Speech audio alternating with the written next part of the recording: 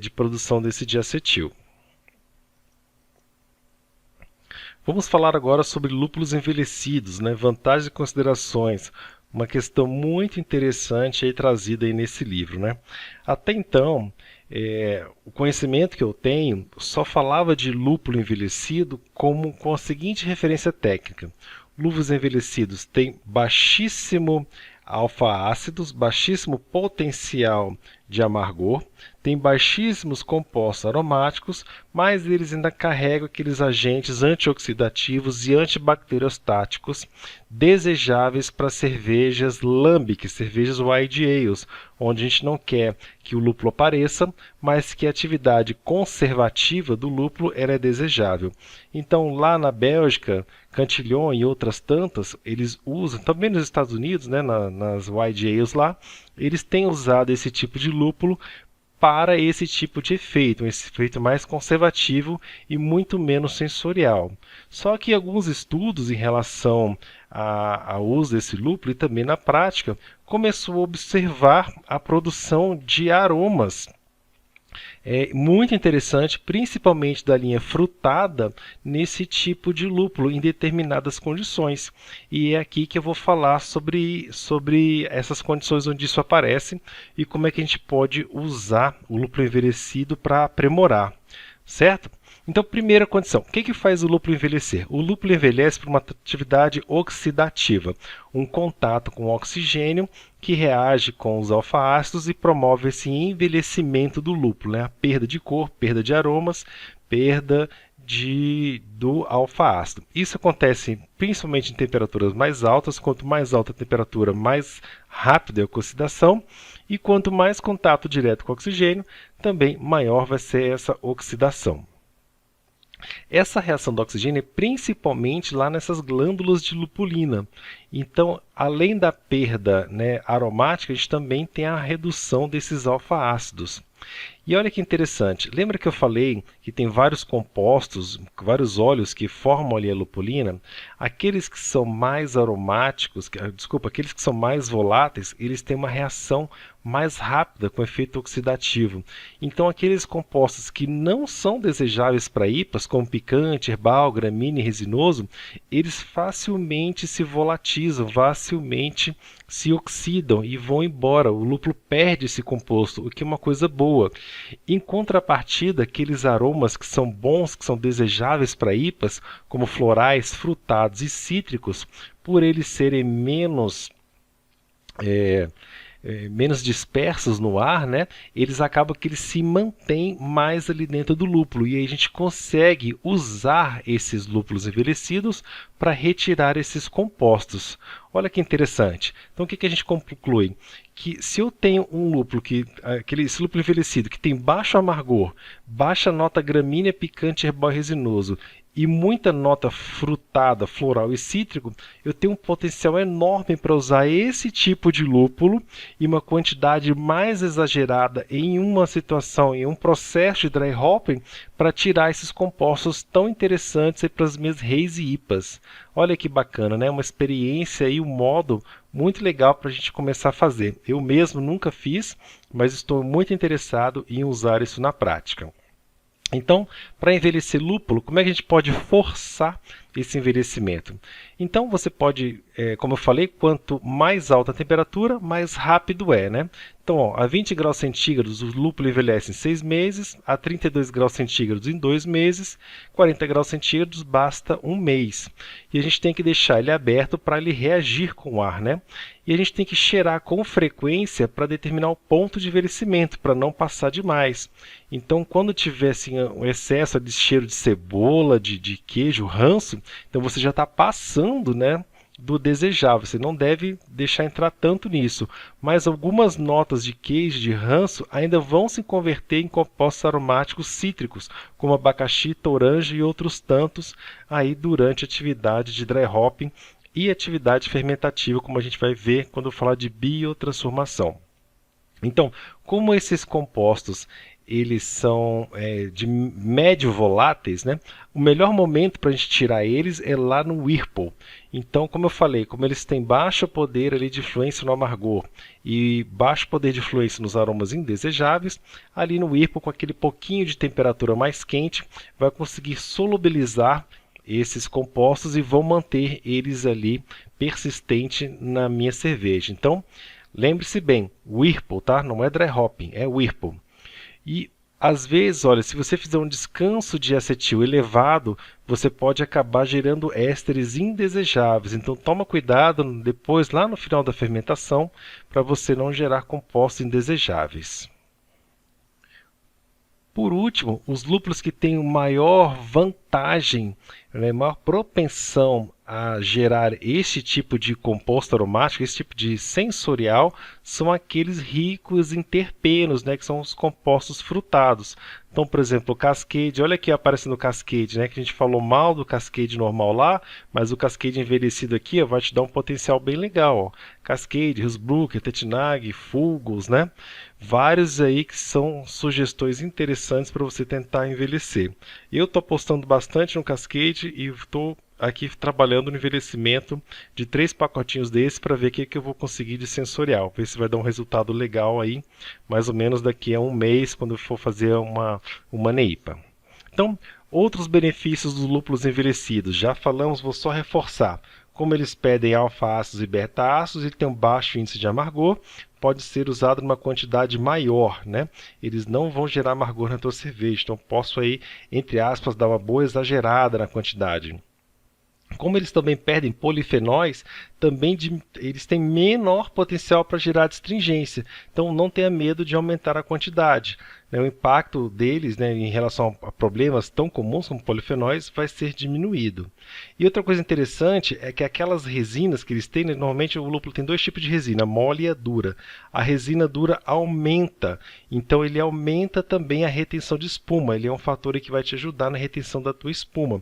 Ele vai dar uma espécie de, como é que fala? Igual você botando mais sabão para fazer bolha de sabão, Ele tem uma camada ali mais protetora para a duração da tua espuma, para as bolhas da espuma. Isso aqui é um efeito bastante interessante. Próximo capítulo a gente vai entrar na qualidade sensorial dos lúpulos e como a gente faz para gerar um paladar mais suave nas reis e IPAs. Como é que a gente trabalha a astringência, polifenóis, tióis, para a gente diminuir o efeito negativo desses compostos, deixando aí um sabor mais redondo, aumentando o drinkability. Então, vamos pensar aqui em alguns compostos iniciais. Cloreto de cálcio, um sal aí que é essencial para a gente dar arredondamento em praticamente qualquer tipo de receita, Ele dá esse paladar mais refinado, eu falo assim que ele é como se fosse feito creme de leite, ele dá uma arredondada nos sabores, ele é bem interessante. Por outro lado, os sulfatos, ele potencializa o amargor. Ele é um astringente que ele trabalha contra esse efeito da sensação veludada. Então, quando a gente for observar, lá, principalmente receitas de grandes cervejarias, a gente vai perceber que quase todos eles só usam cloreto de cálcio. É raro a gente ver uma cervejaria fazendo NEIPA usando sulfato. Sulfato até cabe numa IPA tradicional, numa Impéria IPA, numa Session IPA e outra, uma Pale Ale. Mas quando a gente está falando de reis e IPAs, os sulfatos eles vão acabar que eles são demais para esse tipo de receita. É melhor evitá-los, Lembrando também que maltes possuem diversos íons e entre eles também tem sulfatos. Então o malte ele pode contribuir com 100 ppm de sulfato, que é muita coisa, e até 200 ppm de cloretos. Então vamos tomar conta, quando a gente faz aquelas medidas ali da nossa água cervejeira, a gente só pensa que a gente tem uma água com 0 ppm de nada e que a gente pode colocar ali aquela quantidade à vontade de sais. E eu sempre falo, menos é mais. Use menor quantidade de sais, pensando numa quantidade total de sólidos menor, o tal do TDS menor, justamente porque outras coisas como os maltes podem também contribuir com uma grande quantidade de íons para a tua cerveja. Como sugestões entre relação aos sulfetos cloratos, você pode tentar usar aqui algumas recomendações, ó, de 1,5 para 1 até 2 para 3, ajustando ao seu gosto, sendo que eu mesmo evito esses sulfatos, né? Eu evito, coloco ele em uma quantidade bem pequena para fazer NEIPAs. E uma coisa interessante é que você também pode trabalhar esses ajustes depois que a cerveja estiver pronta. Então, depois que você fermentou, você pode pegar ali um pouquinho de sal, fazer várias proporções, quantidades diferentes, fazer experiências em copos. E aí, depois que você tiver aquela opção que você gosta mais, você pode jogar esses teus sais aí no teu barril ou no teu envase e você vai conseguir o mesmo ajuste sensorial do que se você tivesse feito isso antes. Então, é uma boa opção para você trabalhar, né? Como se a gente estivesse colocando o sal ali no final da comida. É uma coisa que ajuda bastante. Em relação a reis IPAs, né? Qual que é o corpo ideal para reis IPAs? Gente, reis IPAs não são IPAs extremamente lupuladas. É um outro tipo de cerveja. Ele tem condições diferentes, tá? Então, no caso das reis IPAs, a sensação de corpo e sensação de boca ele desenvolve a partir de uma série de fatores, olha, sendo esses três aqui os mais importantes. Primeiro vamos falar dos beta-glucanos. Quando a gente fala de IPA, geralmente IPA não vai aveia, não vai trigo e quem usa uma quantidade muito pequena. Mas nas reis e IPAs a gente acaba colocando mais desses lúpulos e a gente vai começar a entender o porquê disso daí. Um dos motivos é porque ele aumenta mesmo o peso da cerveja, deixa ela mais robusta, mais encorpada, né? Ela ajuda na retenção do gosto. Como eu tenho esses beta-glucanos, eles funcionam como uma espécie de esponja que vai absorvendo diversos sabores e mantendo aquilo ali em suspensão na cerveja. E quando a gente bebe, esses compostos estão todos ali presentes, eles não foram nem evaporados, nem sedimentados, então eles estão ali mais perceptíveis. Então essas proteínas que vêm dos beta-glucanos, eles vão ajudar a realçar os sabores, além dessa formação do corpo. E para isso, para que ela exista, é importante a gente evitar ao máximo a parada proteica.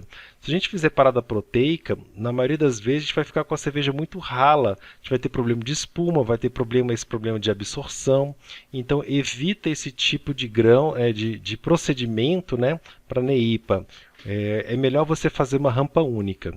Em relação aos grãos, também é interessante que você pode usar alguns grãos não malteados ou modificados para isso. Por exemplo, você pode usar Carapils ou Caraform, que eles têm 3 vezes mais beta-glucanos do que o Pilsen Pale Ale, né?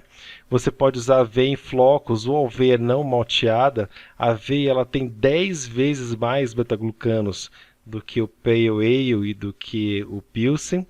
Ou você pode usar aveia em flocos não malteada, né, com 40% de aveia em flocos não malteada, por exemplo, na tua receita, você aumentaria em 100 vezes a quantidade de beta-glucanos. Aí talvez ficasse exagerado demais, então a cerveja ia ficar pesada demais.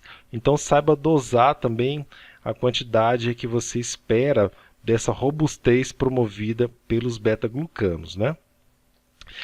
Depois dos beta-glucanos, que são proteínas, a gente também tem as dextrinas, né, que são carboidratos. As dextrinas, que é esse açúcar residual, ele não é elas não são doces, né? O amido não é doce. Esses sequências complexas aí, né, de glicose que formam as dextrinas, elas não têm paladar doce, mas elas ajudam também a aumentar a viscosidade e, consequentemente, a sensação de boca. Ela tem um efeito oleoso, esse efeito que eu já falei que eu associo ao uso do creme de leite aí na culinária. Por fim, a gente tem o glicerol. O glicerol é um álcool produzido, né, durante a fermentação e ele também é viscoso, né? Ele aumenta essa sensação de oleosidade. Quanto maior for a temperatura de fermentação, mais produz glicerol. Mas a gente tem que tomar cuidado porque uma temperatura fermentativa alta vai ter duas consequências indesejáveis, que são polifenóis e álcools superiores e ésteres também, que a gente vai ver ali mais para frente, tá? Só estou dizendo que eles acabam aparecendo aqui também. Mas a gente vai trabalhar principalmente em relação a montar uma receita adequada em beta-glucanos, tá? Alguma coisa que nos ajude aqui nesse aumento da nossa estrutura proteica e alguma coisa também de perfil de mosturação para que a gente tenha um pouco mais de dextrinas. A gente vai ver lá na frente que enquanto a gente quer a IPA mais seca possível, no caso das reis e IPAs, não, a gente quer um perfil de mosturação, uma temperatura mais alta. Então, como todo mundo sabe, né, a FG ela está ligada diretamente à sensação de corpo e de boca que a gente tem na receita. Quanto maior é a FG, maior é essa sensação de boca.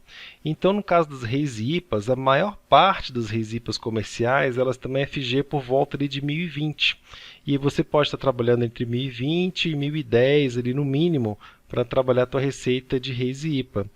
Contrário das IPAs, que a gente tem ali por volta de 1005 até 1010, né? A gente tem uma fermentabilidade muito mais alta do mosto. E para a gente conseguir essa FG mais alta, o meio para a gente conseguir isso, principal, é o perfil da mosturação, né? A escolha da levedura também é impactante, né? Tem leveduras que comem mais açúcar, mas o principal fator está em relação à temperatura de mosturação.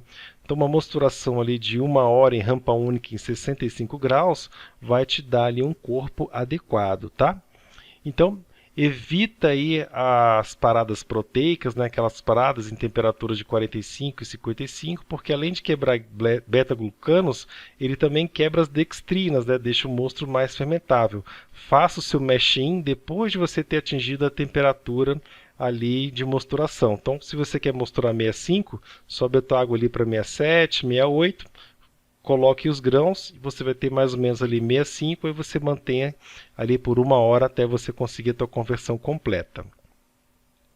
Lembrando para evitar o exagero dos beta-glucanos, para não deixar a tua cerveja pesada nem enjoativa, tá? Não coloca demais ali a parte de trigo e de aveia. Voltando aqui a falar um pouquinho mais dos lúpulos, né? O que é essa lupulagem tardia, aquela ali no finalzinho ali da parte quente, o que ela pode introduzir em relação a sabores e aromas, né? O late hopping, aquela lupulagem de final ali de fervura, como ela extrai muitos dos compostos presentes no lúpulo, ela vai extrair também muitos polifenóis do mosto. Os polifenóis são ligados à massa verde ali do lúpulo, né? Eles acabam que são, pela temperatura de fervura, ele é extraído ali no mosto. Quando a gente coloca muito tempo em fervura, a gente consegue evaporar esses polifenóis.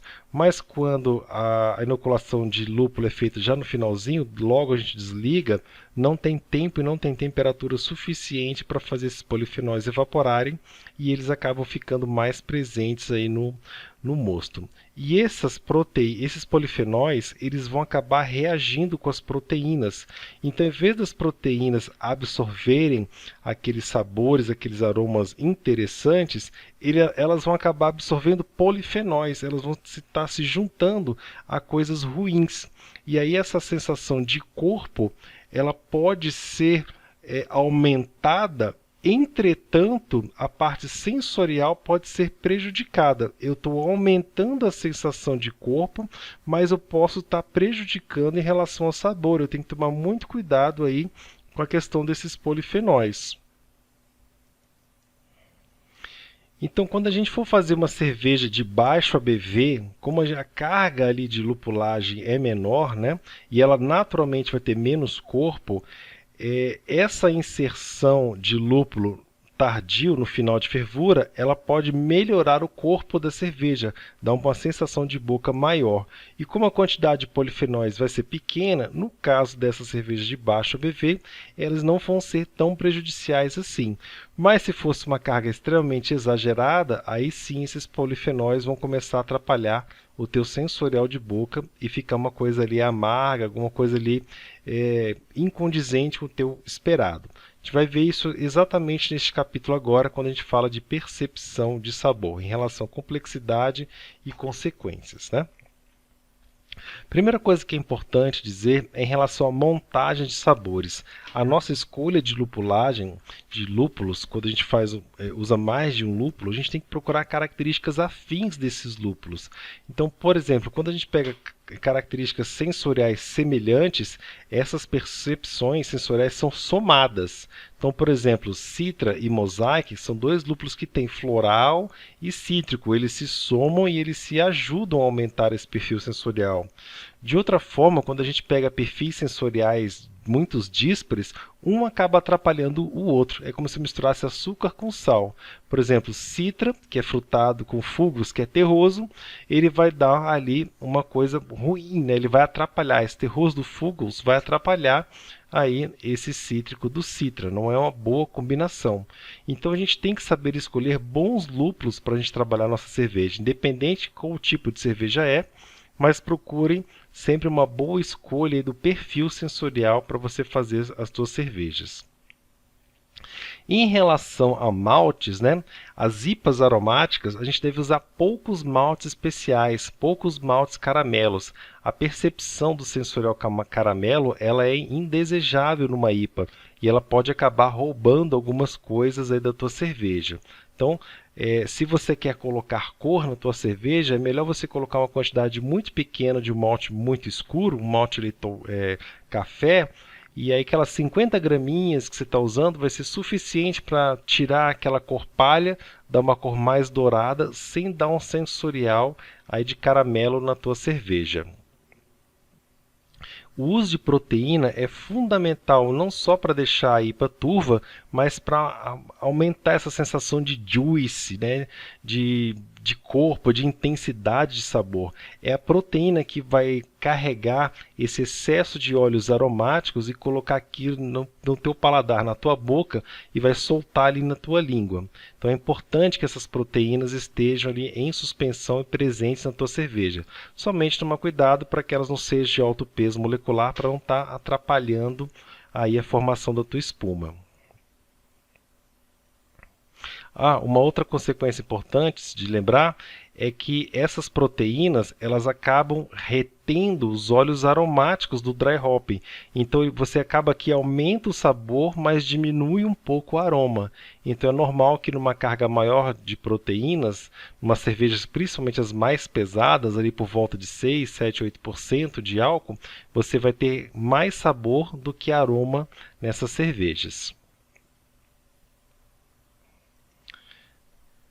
Então, eu já comentei, né, que as proteínas podem ser uma ferramenta, nesses grãos pode ser uma ferramenta para você trabalhar ali a percepção de corpo e a retenção desses aromas, principalmente os aromas mais voláteis, como picante, resina e madeira. Então, para outros estilos de cerveja, talvez seja também mais indicados, né, quando você quer esses aromas mais voláteis. E também falei que o aumento da densidade e, consequência, aumento da viscosidade ajuda a reter os aromas das cervejas, né? Agora, aqui eu estou apresentando uma medida corretiva. Então, imagina que você fez a eletromosturação, fez a fermentação, mas alguma coisa aconteceu que a tua cerveja fermentou demais. Você chegou ali em 1010, 1005 de FG. Como é que você pode dar uma corrigida nesse corpo para que a tua cerveja não fique muito aguada? Então, uma das formas é você adicionar maltodextrina ali no final da tua cerveja, já quando ela pronta, já próxima do envase. Sempre adicione malte após o dry hopping, tá? Para que os compostos gramíneos lá do dry hopping sejam expulsos pelo CO2 da fermentação.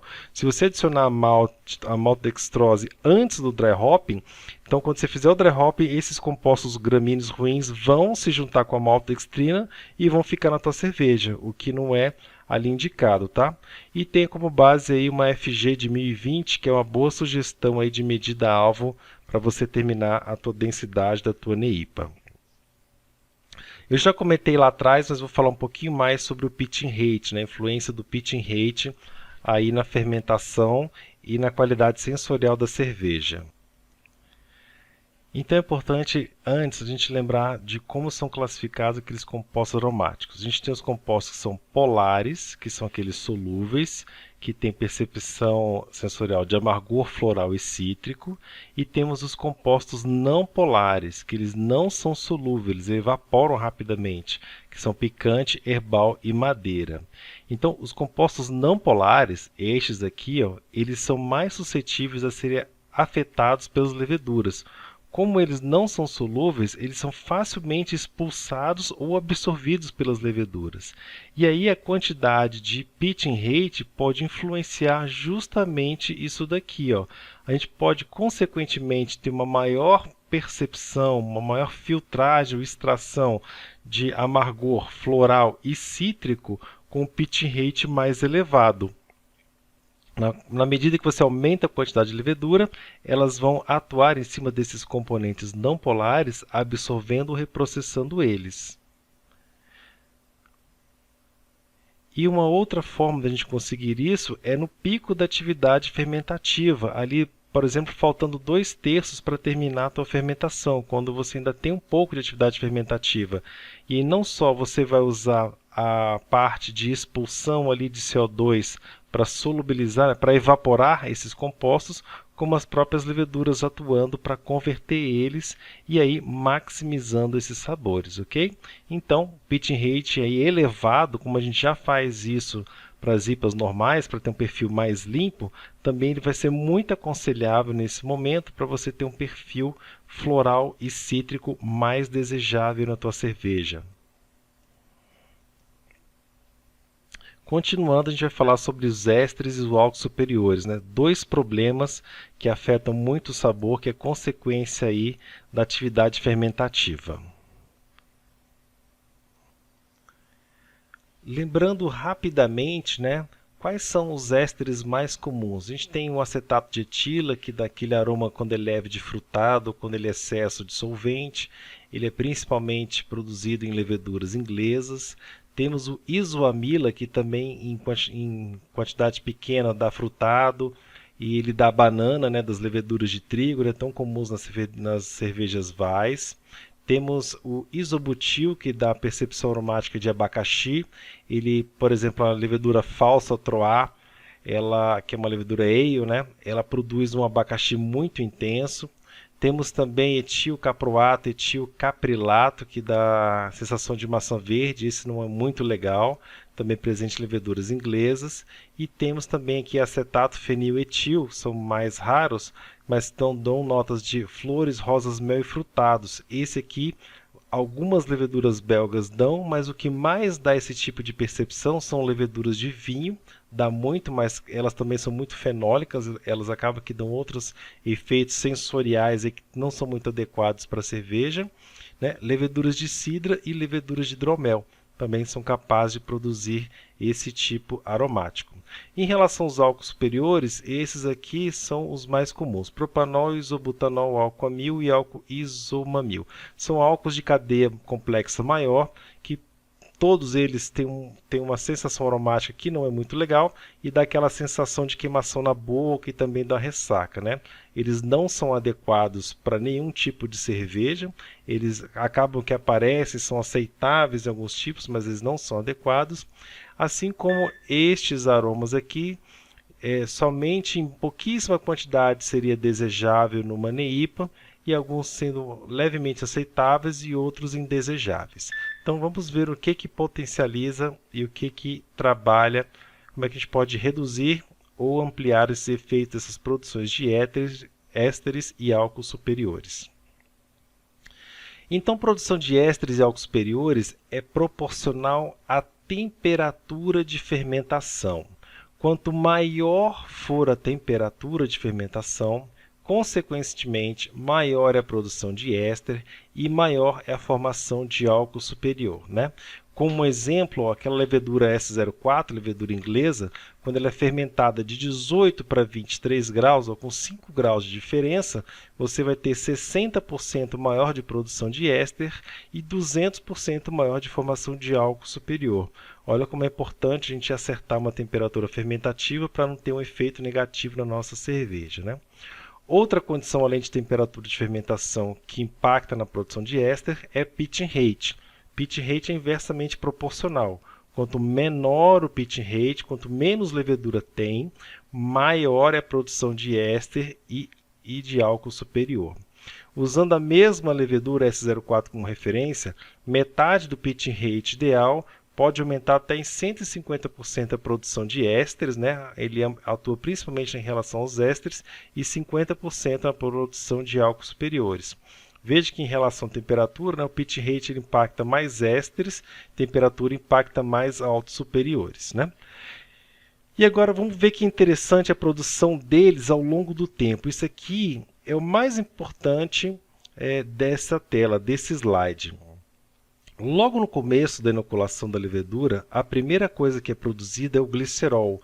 O glicerol ele não tem gosto e ele é interessante porque ele aumenta a viscosidade, aumenta o corpo da cerveja, né? É uma coisa boa. Então ele inicia logo após 8 horas de inoculação. Logo quando você começa ali, a levedura está montando ali aquela parede celular, se preparando para se duplicar, onde é produzido o glicerol. Então ele começa às 8 horas e ele atinge o máximo após 18 horas de atividade fermentativa. Depois ele não aparece mais. Então ele é feito bem no início da fermentação. Álcool superior vem em seguida. Ele começa após 10 horas de inoculação da levedura e ele atinge o pico dele, produção, em 24 horas, um dia depois. Depois disso ele se mantém, não é mais produzido normalmente. E os ésteres, eles começam por último, eles começam 24 horas depois da inoculação. Então o éster aparece geralmente quando vai acabando ali o oxigênio, né? 24 horas depois da inoculação do fermento e atinge o pico na fase mais vigorosa da fermentação. Então, o que a gente tem como conclusão? Conclusão é o seguinte, que na hora de inocular a levedura, se o mosto estiver em temperatura muito alta, né, isso vai acabar produzindo álcools superiores. Olha, não é legal a gente fazer aquela inoculação em temperatura muito alta. Eu coloco ali a levedura enquanto está em 28 graus, sei lá, deixo gelar na geladeira até 18 graus e aí depois um abraço, depois ela mantém. Então não é legal, né? É perigoso, a depender da levedura, né? Nem toda levedura tem o mesmo comportamento, mas é perigoso você inocular a levedura em temperatura alta, né? E depois fermentar em temperatura normal. Isso não vai te gerar mais ésteres, mas pode afetar essa produção de álcools superiores, que é ruim, ok? Então toma cuidado aí, analisa os datasheets da tua levedura, porque às vezes um problema que você está tendo aí de formação de álcools superiores é justamente porque você está inoculando em temperatura muito alta. Não, eu faço cerveja com 8% de álcool, é high gravity, vai ter álcool superior. Não necessariamente. Se você souber escolher a tua levedura e trabalhar dentro ali da temperatura ideal, ela vai conseguir produzir tua cerveja minimizando esse problema aí de álcool superior. Glicerol não é problema, glicerol é uma vantagem, né? Então, vamos ver aqui as diversas opções de rampas fermentativas e os impactos. Rapidamente, eu tenho aqui uma fermentação em temperatura baixa, uma temperatura ascendente, que sobe muito rápido, ascendente, que sobe devagarzinho, uma temperatura mais alta, sem temperatura, né, dia-noite, descontrolado, e começar na temperatura na faixa e depois abaixar a temperatura. Vamos ver as consequências.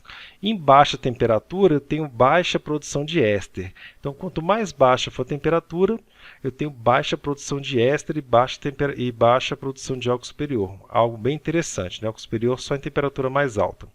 Temperatura baixa, mas que sobe muito rápida, né? Eu também tenho uma menor produção de ésteres, né? Porque os ésteres são produzidos aqui no começo. Se eu tenho uma temperatura baixa, né, e vou subindo devagarzinho, eu tenho uma baixa produção de ésteres totais, né?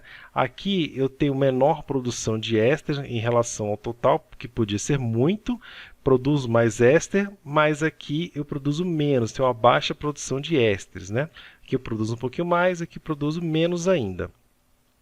Em alta temperatura eu vou ter os dois, eu vou ter tanto alta produção de éster quanto alta temperatura de álcool superior. Temperatura flutuante, eu também tenho produção dos dois, a mesma coisa de eu fermentar em temperatura alta. E se eu começo alto e depois abaixo, lá em 2/3 da fermentação, além de eu poder ter uma fermentação incompleta, eu vou ter também uma produção muito elevada de ésteres aqui nesse final aqui, ó, porque a levedura vai sofrer para consumir e ela acaba produzindo muito ésteres, né? Então, conclusão, que uma rampa lenta ascendente, né, ou uma rampa estanque, ela é melhor para evitar ésteres e álcools superiores aí numa IPA, ok?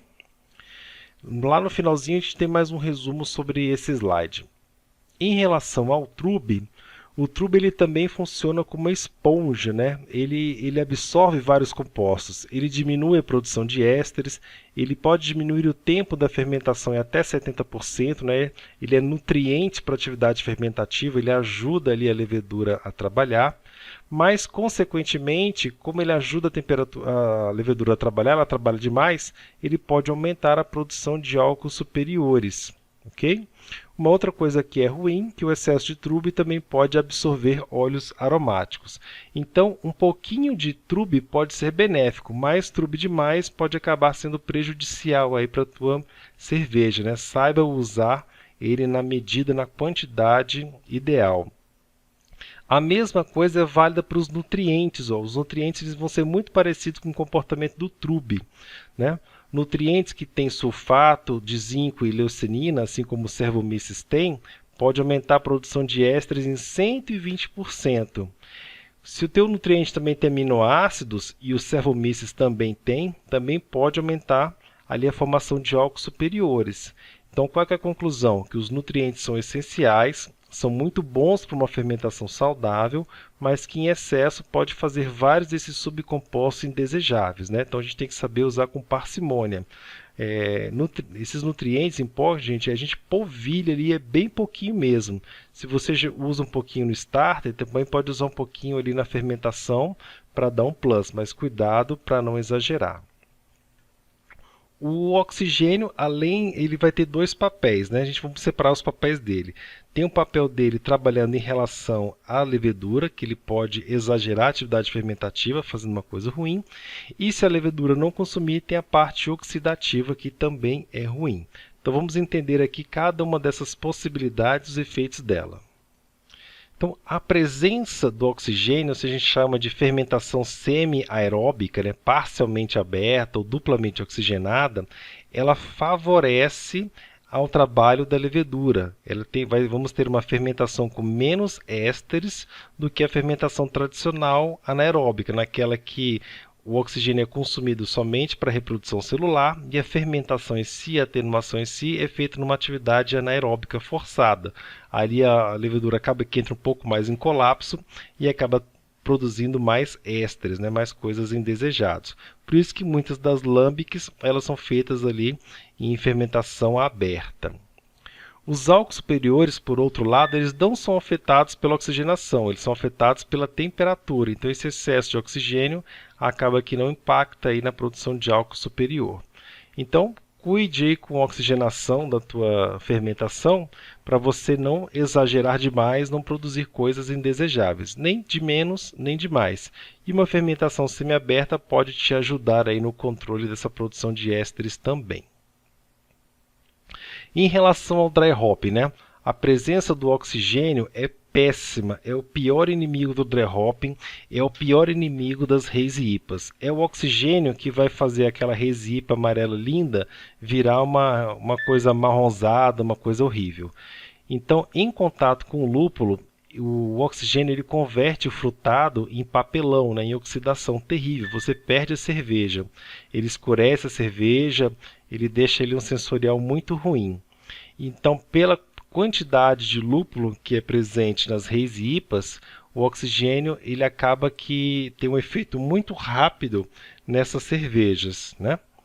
Então tem que tomar muito cuidado na hora de fazer os dry hoppings para você incorporar a menor quantidade possível de oxigênio ou você fazer alguns trabalhos ali para evitar isso daí. Basta que uma quantidade muito pequena de oxigênio para você estragar a tua cerveja.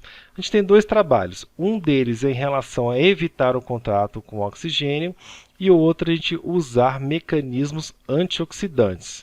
Vamos falar primeiro sobre a parte de tentar evitar a introdução do oxigênio. O que a gente pode fazer? A gente pode fazer um dry hopping antes de terminar a fermentação. Ali é 2/3 da fermentação.